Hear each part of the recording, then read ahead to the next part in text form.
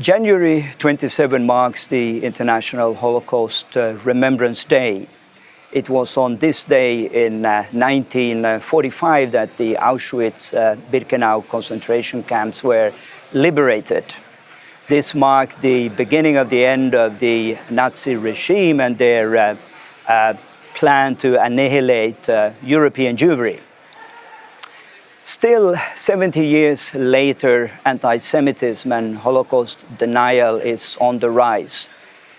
Conspiracy theories where Jews are being blamed for all the sickness and problems in the world are flourishing. How is this possible? Together with us in the studio today for this special edition of the European Report, we have on my left-hand side Katharina von Schnurbein, the EU coordinator against the combat against anti-Semitism, and on my right-hand side, MEP Antonio López-Istúriz, who is the chair of the European Parliament Delegation for Relations with the State of Israel. You are both very much welcome. If I start with you, Katharina von Schnurbein, you were appointed the first ever EU coordinator in the combat against anti-Semitism in December 2015, if I remember correctly. 7 years on, are you content with what you see in society as it relates to anti-Semitism? Or if I put it another way, what have been the main achievements and what are still the main challenges? So if we start with the upside, with the achievements, I believe what we see is a significant increase of political commitment and of political willingness to address anti-Semitism, to roll it back and to ensure that Jews can have a future for themselves here in Europe. This is definitely significant progress. We have, as a result, the first ever EU strategy on combating anti-Semitism and fostering Jewish life that we adopted a year and a half ago. And it's the first region, Europe is the first region to have such a strategy with exactly these aims. As a consequence, we have asked the member states also to have national strategies, and they agreed by unanimity in March of last year to have national strategies that will address, like our strategy, anti-Semitism online, that will ensure that Holocaust remembrance remains meaningful, that will ensure also that Jews can go about their lives in line with their religious and cultural traditions. And I believe it is important to see that with regards to the structures that are being put in place, there is progress, which means also in the field of education, in the field of training for law enforcement authorities. You know, we see that progress. On the other side, the challenges that you already alluded to, with a pandemic, with a war, with inflation, with energy crisis, climate crisis, but also with an aggressor on Ukraine that has used Holocaust and distorted the Holocaust as part of the propaganda, the challenges are beyond such a strategy. And I think we have to, ensure that while we see that those challenges and we work on across the political level to addressing those, we continue to make sure that the specific actions that we can put in place with regards to anti-Semitism are solid and create a reaction of the systems and not just of individual people. Thank you. So not quite ready to go into retirement or quit your job? Well, I'm working at the abolishment of my job. Yes. Okay, thank you. Thank you so much. And Mr. López-Istúriz, you are the chair, as I mentioned, of the very important European Parliament Delegation for Relations with the State of Israel. It has been said many times and often on January 27th that if there had been such a state, already in 1938, millions of Jews may be alive today. So there is a special responsibility from the world community when we said never again to support and stand up also for the Jewish state. Do you see that the European Union is living up to this commitment, or is there still room for improvement? Of course, there is always room for improvement in this very delicate matter. I have witnessed the progress that, for example, the European Commission has made under the presidency of Jean-Claude Juncker, two dear friends, and Ursula von der Leyen, the creation of, all the anti-Semitism, coordination that Mrs. von Schnurbein is leading. I mean, this is fundamental for all of us, coordinating, with all the other areas of the Commission and also with us in the Parliament in this fight against Semitism. Several topics were already related and they are very important, which is security, education, follow-up, always research. That is something that we always have to do. What aim? I want Jews to stay in Europe. I would dare to say, not to go to Israel, I want them to stay in Europe. And we have to create the atmosphere of protection here in Europe for them. My country, in 1492, the Jews were exposed. That was tragic for my country, for Spain. We cannot allow these things to happen. We have to give this atmosphere. So they stay with us, they always contribute. The roots of this European Union have Jewish roots. So, I would say, you told me, are you satisfied? No, you're never satisfied because you always see anti-Semitism wording, expressions and actions inside this European Union, and, we have to keep on fighting. It reminds me of European civil servant from your country, that is Spain. I should mention that in the program as well, that we spoke about Jewish contributions to the Iberian Peninsula, to Spain and Portugal, and he said in Spain we all feel Jewish because the Jewish community was so prominent 500 years ago. Yes. So there is this sense of belonging, and it could be mentioned, of course, also, I think, is it both Spain and Portugal who have welcomed back their Jewish communities. And I must tell you, I'm very proud that in my country now, we have big ideological fights between government, opposition, and so on. But in one thing, we are all agreeing. We are so proud of the Sephardi. That now we have many, people in Israel and other places that they are very, showing their Spanish roots from 500 years ago. And as the Spanish, we are very proud of that. So we have to work in this kind of positive also thinking.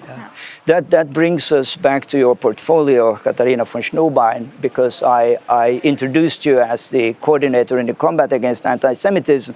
And sometimes we leave out the other part because it's such a long description, and it says fostering Jewish life, and obviously what Mr. López-Istúriz just explained is how Jewish life has enriched not only the Iberian Peninsula but all of Europe.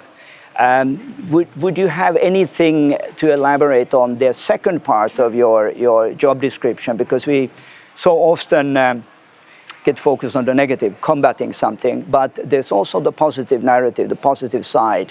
How can we foster Jewish culture in Europe, and how can we create an atmosphere, as you rightly said, that Jews will feel at home in Europe? Yes, in fact, fostering Jewish life is the heart of this strategy that we have adopted. We say very clearly Jews must be able to go about their lives in line with their religious and cultural traditions. This means in very concrete terms that when, for example, as we have seen, kosher slaughtering is being banned in a country, this has a direct effect on the Jewish community. And we called a meeting in October at the European Commission where we brought together Jewish and Muslim community representatives, because it concerns also the Muslims, to listen to them what impact such bans have on their on their lives, on their communities. And it's not primarily the access to meat, because you can import and you can find other ways of obtaining meat. It is really the ostracization that happens with these bans as putting Jews in a corner where they are seen as backwards and as medieval.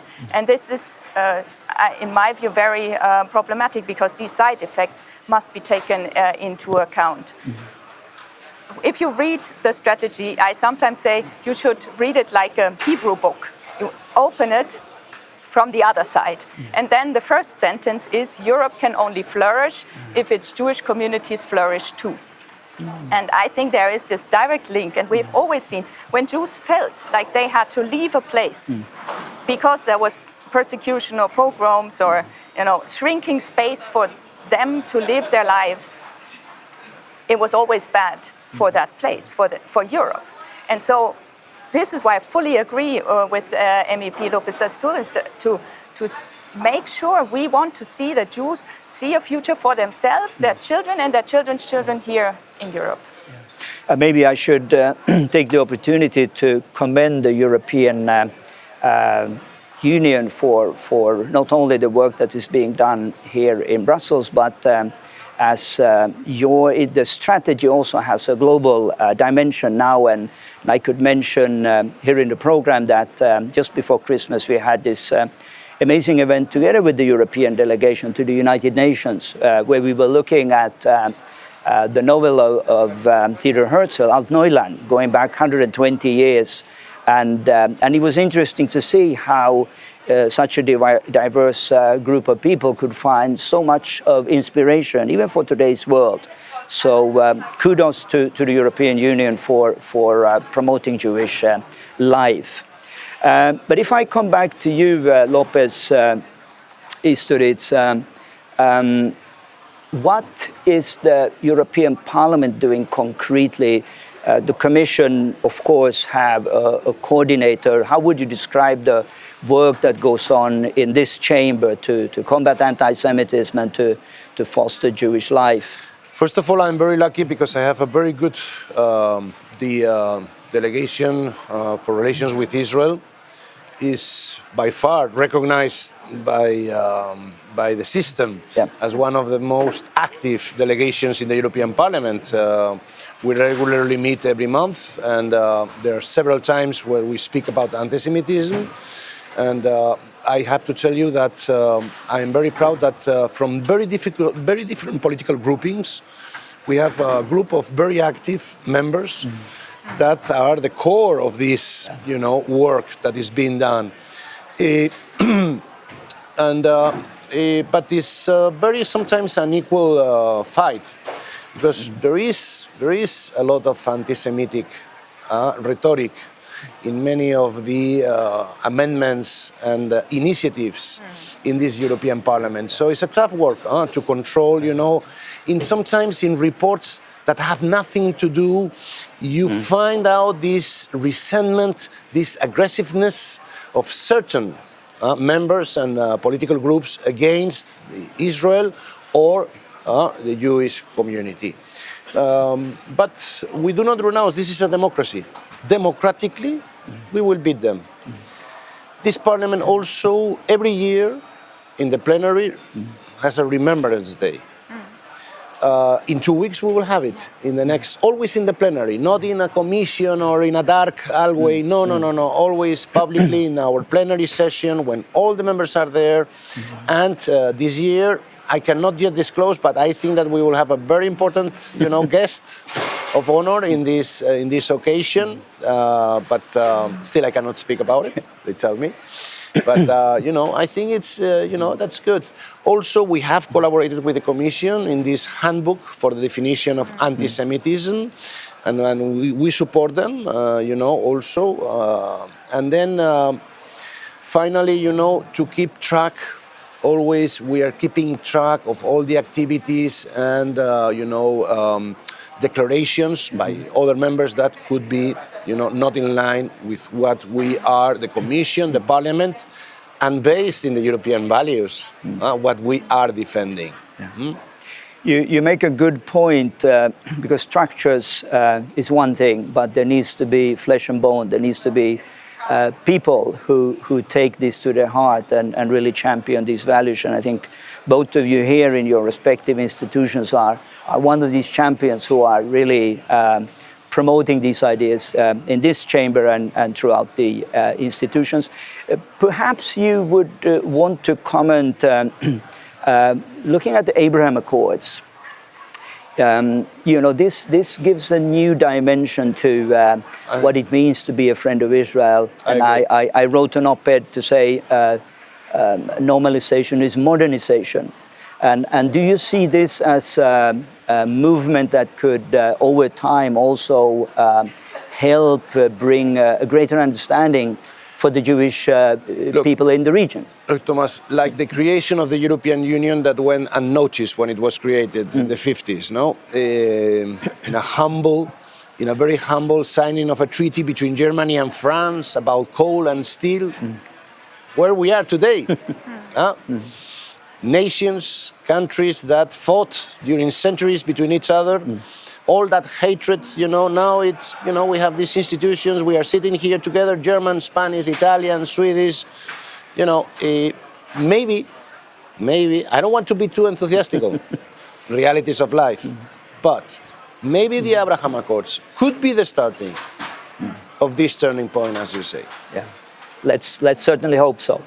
Katharina von Schnurbein, this time of the year is a particularly busy season for you. I know you're busy throughout the year, but of course the month of January with the Holocaust Remembrance Day, could you share with our viewers what will happen here in Brussels? What are the plans where you are involved in these coming weeks? Yes, sure, with pleasure. Before, I would like to point out, though, that the United Arab Emirates have recently started to put education on the Holocaust into their curricula. So we see very concrete progress that is coming already out of these Abraham Accords.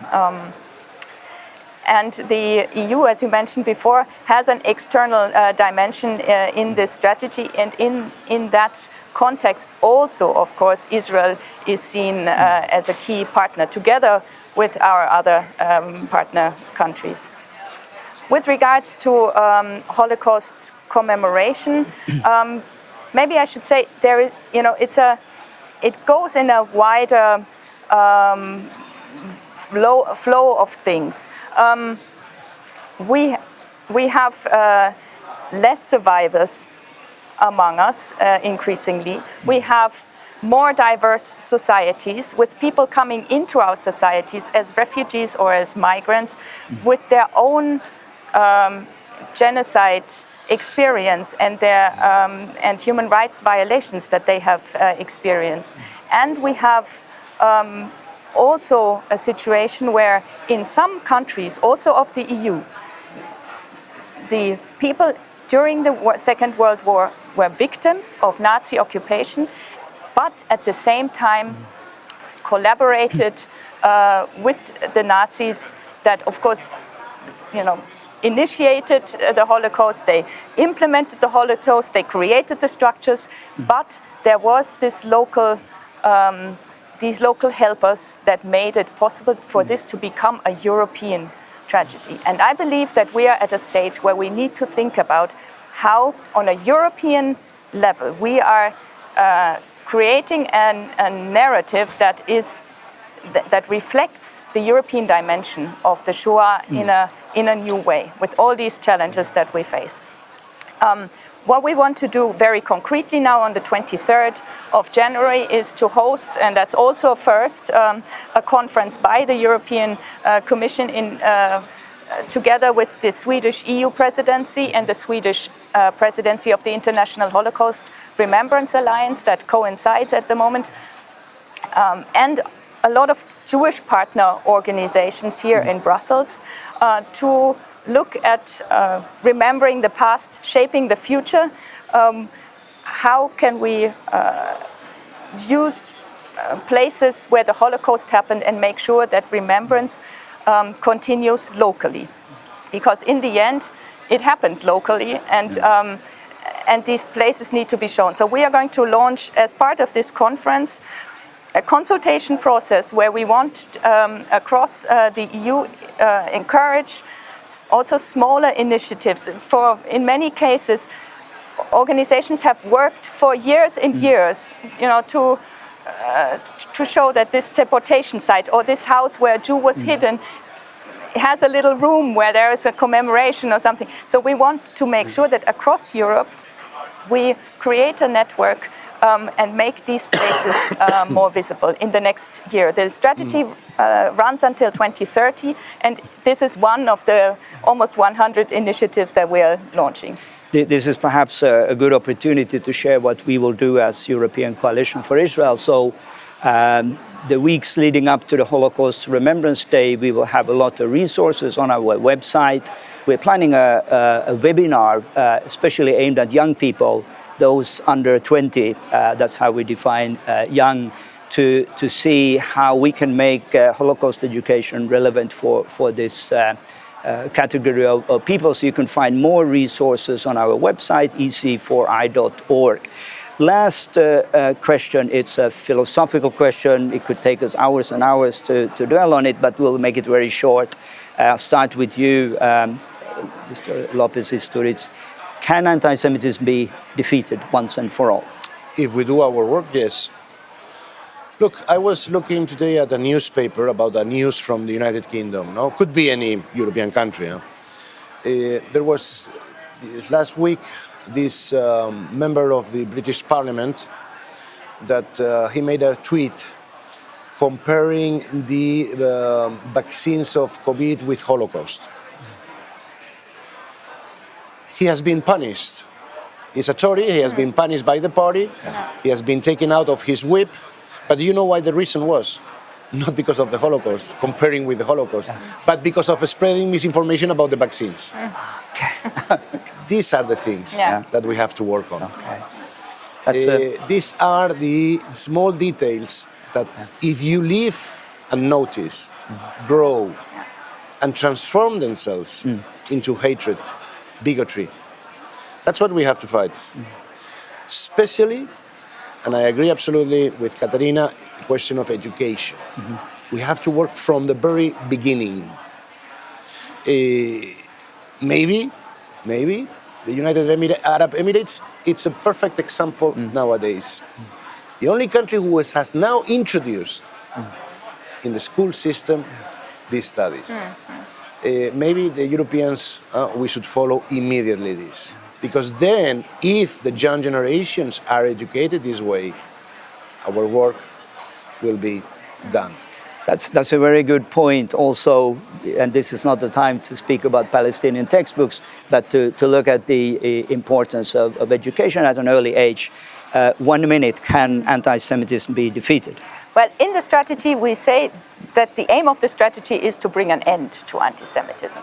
And I fully agree with Antonio that we need to look at our own environment. So this is an example where at least the parliament has reacted, even if for the wrong reasons maybe, or not the wrong, but a different reason than we would have liked. But what we have seen in the past is that the left points at the right and the right points at the Muslims, and that way we do not solve anything. So I believe that looking at and addressing anti-Semitism in the immediate environment, and that is also true, by the way, for every individual, in the sports club, in your parents' association, wherever you encounter anti-Semitic remarks, they need to be immediately called out. And I think this is one simple thing that everyone can immediately start today to do, and to not let anything pass. So I believe that we have a chance, but it needs the structures on the one side that we are building up and the civil courage on the other side, because it's not easy. And then, of course, the education, the knowledge about what is anti-Semitism in order to call it out. That's a good way to conclude this program. Think Global, Act Local. This has been a special edition of the European Report marking the Holocaust Remembrance Day. My name is Thomas Sandell, and we will see you again next month.